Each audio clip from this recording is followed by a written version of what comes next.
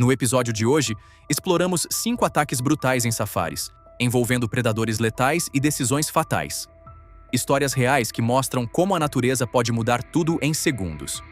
Número 1. O erro fatal na reserva sul-africana. Era dia 19 de julho de 2016, e o entardecer se espalhava lentamente sobre uma reserva privada localizada no nordeste da África do Sul. A transição de luz era rápida, como costuma acontecer durante os meses secos de inverno naquela região. Em um intervalo de aproximadamente 20 minutos, a paisagem mudou drasticamente. O dourado quente da vegetação deu lugar a tons frios e acinzentados, enquanto as sombras se alongavam e a visibilidade diminuía de forma significativa. Tessal era uma influenciadora digital de 28 anos, natural da cidade do Cabo. Seu conteúdo online girava em torno de fitness, estilo de vida e viagens de aventura, com foco especial em experiências consideradas intensas ou exclusivas. Sua conta acumulava cerca de 6.000 seguidores naquele momento. Embora ainda não fosse uma figura amplamente conhecida, seu crescimento era constante e ela buscava ativamente produzir imagens que se destacassem. Ela havia chegado ao Lodge 2 dias antes do incidente. Desde sua chegada, já demonstrava insatisfação com as regras de segurança impostas pela reserva, especialmente aquelas relacionadas à distância mínima obrigatória em relação aos animais. Em suas postagens, reclamava que essas restrições dificultavam a obtenção de fotos mais impactantes, principalmente close-ups de predadores. Naquela tarde, o safari começou às 17h45. O veículo transportava 6 passageiros. Antes da saída, o guia realizou o briefing padrão de segurança, reforçando pontos essenciais. Todos deveriam permanecer sentados durante o percurso, jamais deveriam sair do veículo sem autorização, e qualquer aproximação a predadores a pé era estritamente proibida. Cada participante assinou um termo formal de responsabilidade, como exigido pelo protocolo da reserva.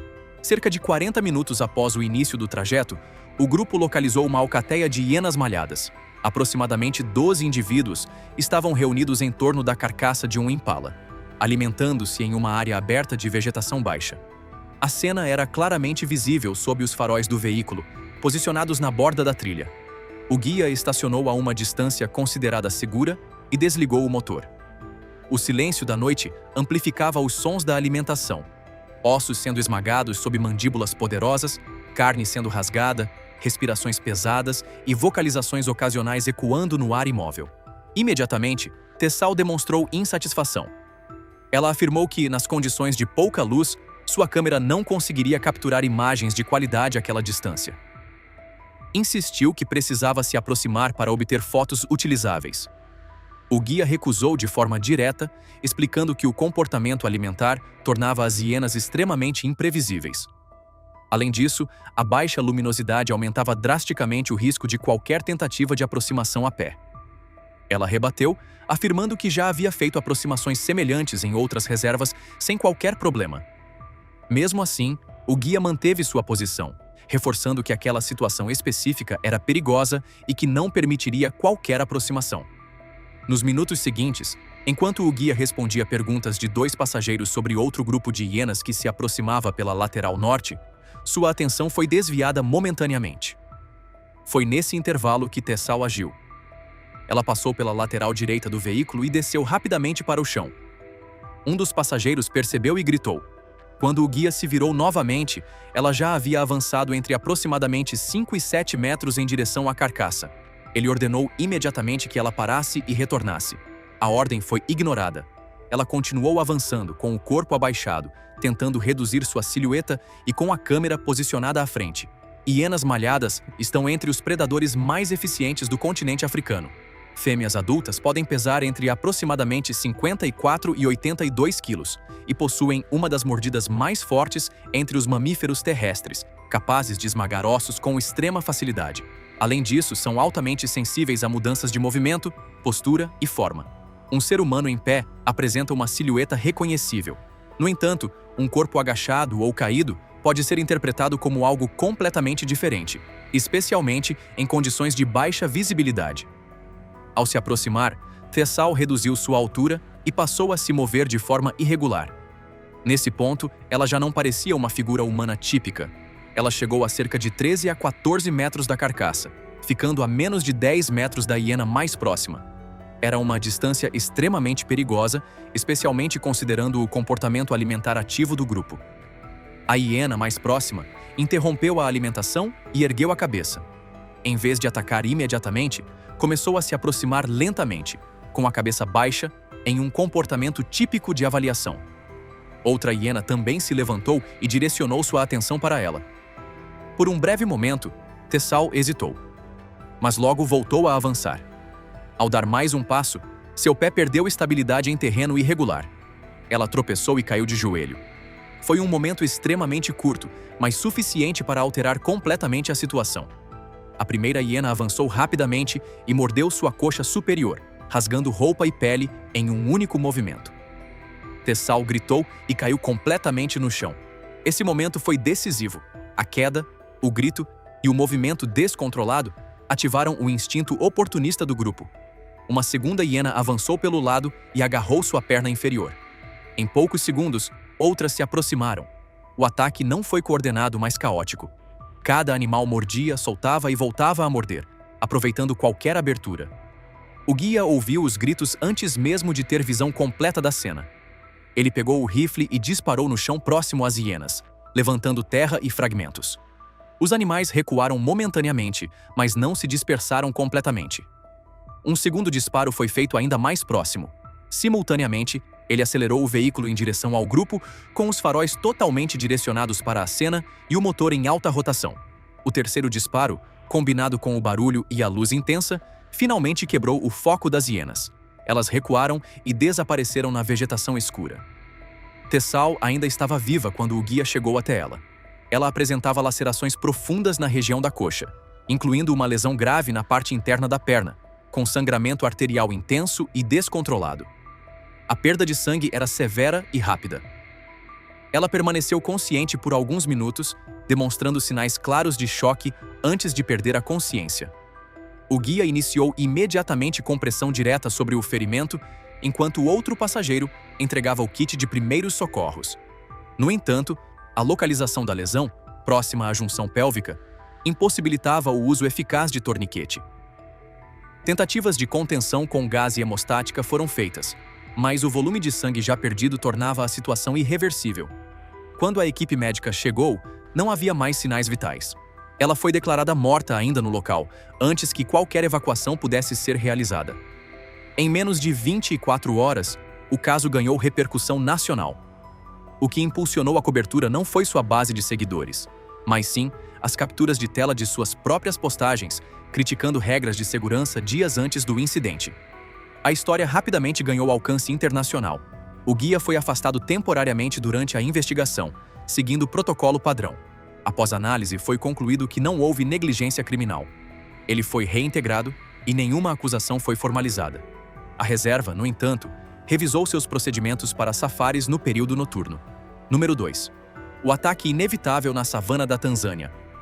Era dia 8 de março de 2015, e a escuridão que antecede o amanhecer começava lentamente a desaparecer sobre o ecossistema do Serengeti, na Tanzânia.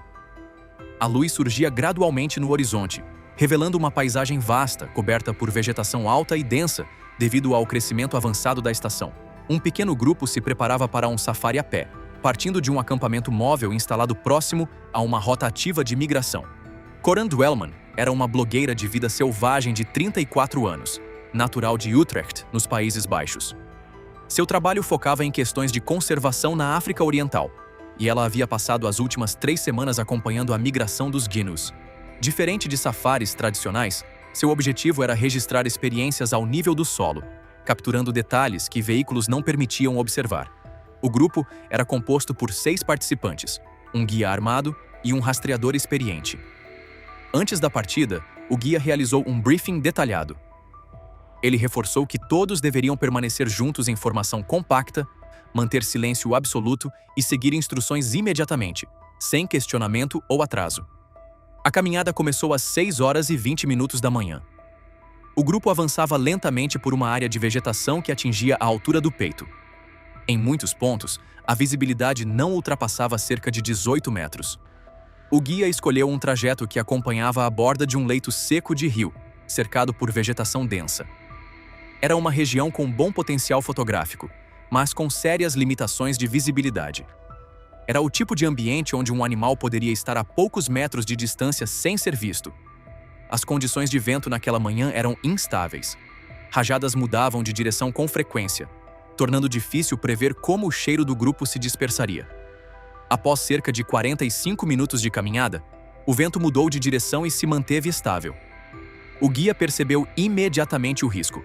Agora, o grupo estava posicionado de forma que o vento carregava seu cheiro diretamente para uma área por onde haviam passado anteriormente. Ele levantou a mão, sinalizando parada imediata. Virou-se lentamente para observar a retaguarda. Foi nesse momento que a leoa apareceu. Ela surgiu da vegetação a aproximadamente 18 metros, com o corpo abaixado e as orelhas recuadas. Logo atrás dela, 2 filhotes eram visíveis. A situação era extremamente crítica. O grupo havia se aproximado inadvertidamente de uma fêmea com filhotes, uma das situações mais perigosas possíveis na natureza. E agora, com o vento levando o cheiro humano diretamente até ela, a ameaça havia sido detectada. Dwellman estava posicionada na parte traseira do grupo, conforme instruído no início da caminhada. Isso a tornava o ponto mais próximo da leoa. O guia levantou o rifle tentando encontrar um ângulo seguro. Mas não houve tempo. A leoa atacou. A distância foi percorrida em menos de 3 segundos. Leoas são capazes de atingir velocidades próximas de 56 km por hora em curtas distâncias, especialmente em ataques diretos. Ela atingiu Dwellman com força total, derrubando-a imediatamente. Em questão de segundos, reposicionou sua mordida na garganta, comprimindo a traqueia e interrompendo o fluxo de ar. O guia não conseguiu disparar. Qualquer tentativa naquele momento poderia atingir a vítima. O rastreador tentou interferir, gritando e fazendo movimentos amplos para distrair o animal. Sem efeito. Em aproximadamente 1 minuto, os movimentos de Dwellman cessaram. A leoa manteve a mordida por mais alguns segundos antes de soltar. Ela então recuou e voltou em direção aos filhotes. Somente nesse momento o guia conseguiu disparar um tiro para o alto. O animal desapareceu na vegetação. Dwellman não apresentava sinais vitais. O guia e o rastreador ainda tentaram reanimação, mas a gravidade das lesões no pescoço tornava qualquer tentativa inviável. O local remoto dificultou drasticamente a resposta médica. Quando a equipe chegou, apenas confirmou o óbito.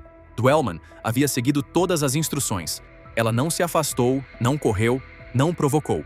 Simplesmente estava na posição designada quando o vento mudou.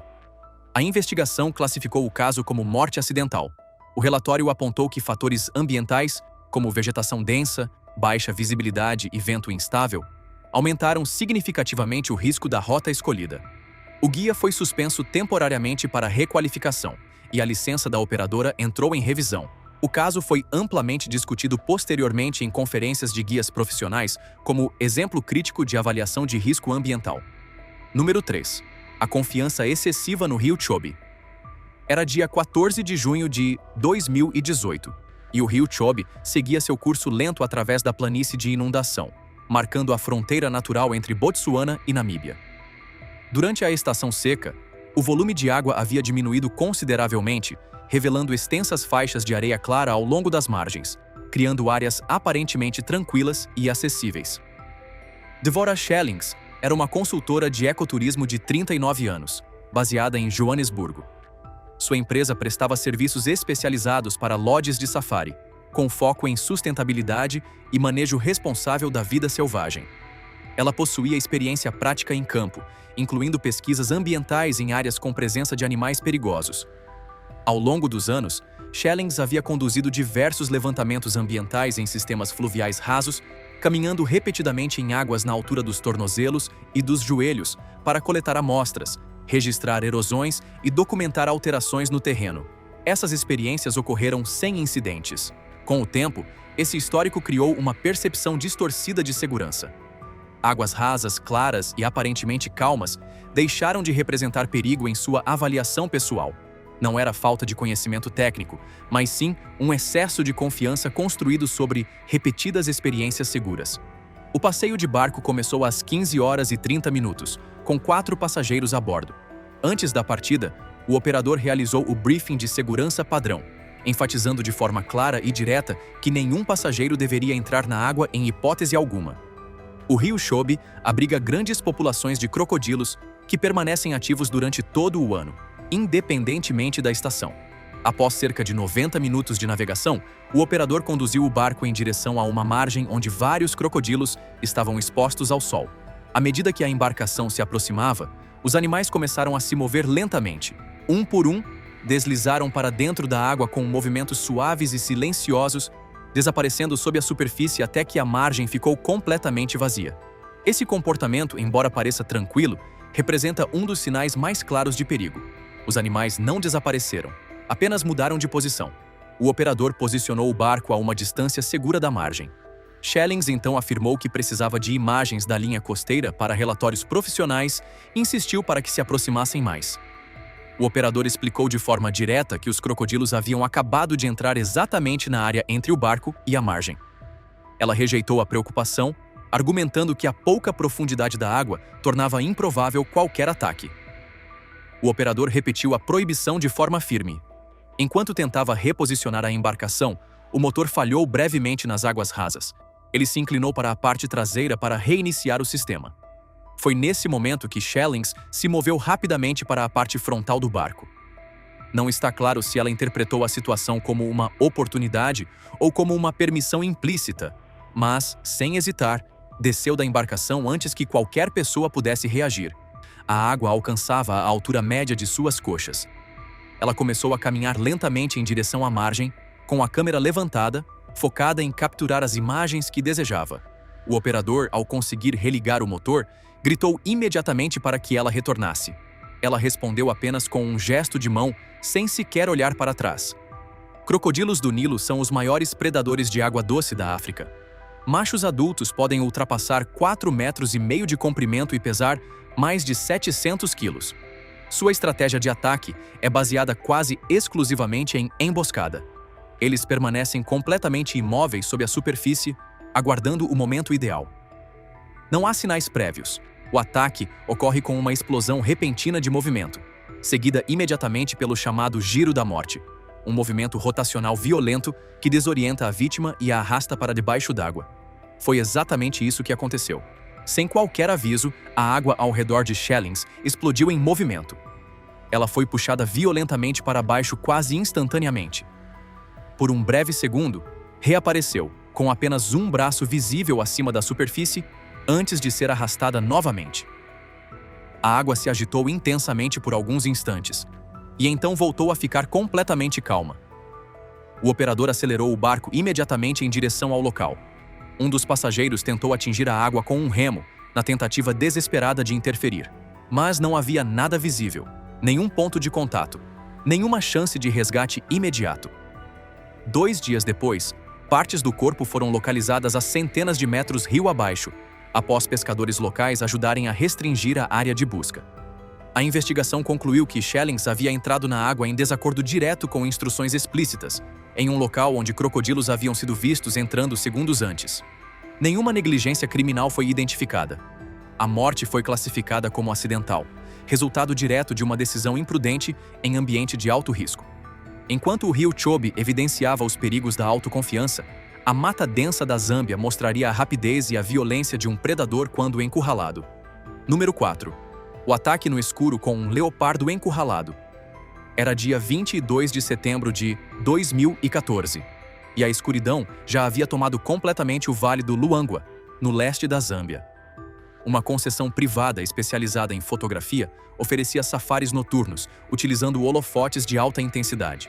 O passeio era conduzido por um guia experiente, licenciado pela Autoridade de Vida Selvagem do país. Sarah Beth Quillen era uma fotógrafa freelance de 27 anos, natural de Bristol, na Inglaterra. Ela atuava profissionalmente havia pouco menos de 3 anos, mas já havia conseguido construir um portfólio sólido focado em predadores africanos. Recentemente havia assinado contrato com uma agência de fotografia de natureza de médio porte. Com isso, as exigências aumentaram significativamente. As imagens precisavam ser mais marcantes, mais próximas, mais exclusivas. Esse tipo de resultado, na prática, exigia ultrapassar limites convencionais de segurança. Quillen começou a internalizar essa pressão. Em pelo menos 2 ocasiões anteriores, durante outros safaris, ela havia descido do veículo brevemente para reposicionamento fotográfico. Ambas ocorreram durante o dia, e em nenhuma delas houve consequências.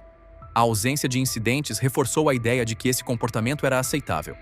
O safari daquela noite começou às 18h45 com 4 passageiros. O veículo era um Land Cruiser aberto com laterais baixas, projetado para maximizar visibilidade, não para conter passageiros. Durante o briefing, o guia foi absolutamente claro: sair do veículo era estritamente proibido. Após cerca de 90 minutos de busca, localizaram um leopardo macho adulto. O animal estava se alimentando de uma carcaça de impala a cerca de 36 metros da trilha. O operador do holofote manteve a luz indireta, evitando iluminar diretamente o animal para não assustá-lo. Mesmo assim, era possível observar claramente seus movimentos: mandíbula trabalhando a carne, músculos tensos, olhos refletindo a luz ocasionalmente. Quillen solicitou reposicionamento para melhorar o ângulo da foto. O guia recusou, explicando que qualquer movimento poderia fazer o leopardo abandonar a presa. Ela insistiu. Ele manteve a decisão. Ao longo dos minutos seguintes, sua frustração aumentou visivelmente. Após cerca de 20 minutos, ela anunciou que sairia do veículo por um instante. O guia proibiu imediatamente. Outros passageiros também intervieram, pedindo que ela permanecesse. Sem discussão adicional, ela passou por cima da lateral do veículo e saltou para o chão. Ela começou a avançar em direção ao leopardo, mantendo o corpo abaixado. Leopardos são predadores extremamente fortes, ágeis e imprevisíveis. Machos podem pesar cerca de 77 quilos e são altamente territoriais, especialmente quando estão com uma presa. Quando percebem que sua rota de fuga está comprometida, não hesitam. Eles atacam. O leopardo interrompeu a alimentação no exato momento em que percebeu sua silhueta fora do veículo. Ele se levantou lentamente e ficou de frente para ela. Mesmo assim, Quillen continuou avançando. Ao fazer isso, posicionou-se exatamente entre o animal e a cobertura vegetal mais próxima, sua única rota de fuga. A cerca de 13 a 14 metros, a situação se tornou irreversível. O leopardo atacou. A distância foi percorrida em menos de 2 segundos. O impacto a derrubou imediatamente. As garras atingiram seu rosto e parte superior do corpo, causando lacerações profundas. Logo em seguida, a mordida veio diretamente no pescoço. O guia reagiu instantaneamente. Ele direcionou o holofote diretamente sobre o ataque, acelerou o veículo em alta velocidade e disparou no chão ao lado do animal. O leopardo manteve o ataque por alguns instantes. A combinação de luz intensa, barulho e um segundo disparo finalmente fez com que soltasse e fugisse para a escuridão, abandonando a presa. Quillen ainda estava viva quando foi alcançada. Ela apresentava ferimentos graves, lacerações profundas no couro cabeludo, bochecha e mandíbula, além de uma perfuração no pescoço que havia atingido a veia jugular externa. Ela estava consciente, mas em estado de choque, respirando de forma irregular. O guia aplicou pressão direta enquanto solicitava a evacuação de emergência. O resgate chegou aproximadamente 55 minutos depois. Ela foi estabilizada, levada por estrada até uma clínica e, em seguida, transportada por via aérea até um hospital em Lusaka. A cirurgia inicial foi bem-sucedida. No entanto, 5 dias depois, ela desenvolveu um quadro grave de choque séptico. As feridas estavam altamente contaminadas. Leopardos possuem uma carga bacteriana complexa na boca, agravada pelo fato de o animal estar se alimentando de uma carcaça em decomposição. A infecção evoluiu rapidamente e não respondeu aos tratamentos iniciais. Apesar dos esforços médicos intensivos, ela morreu 8 dias após o ataque. A investigação confirmou que ela havia descido do veículo contra instruções e se posicionado de forma a bloquear a rota de fuga do animal. Não houve acusação criminal. Esses casos mostram uma verdade simples, mas difícil de aceitar. Na natureza selvagem, não existe margem para erro. Não importa a experiência, confiança ou intenção. Um passo a mais, um segundo de distração ou uma decisão fora do protocolo pode ser tudo o que separa uma experiência inesquecível de um desfecho fatal. A vida selvagem não negocia. Ela reage. E, na maioria das vezes, rápido demais para qualquer segunda chance. Se tiver gostado do vídeo, deixe seu like e inscreva-se em nosso canal para acompanhar todas as novidades. Continue por aqui e assista a mais vídeos clicando em um desses vídeos que estão aparecendo na sua tela. Cuidem-se, amigos!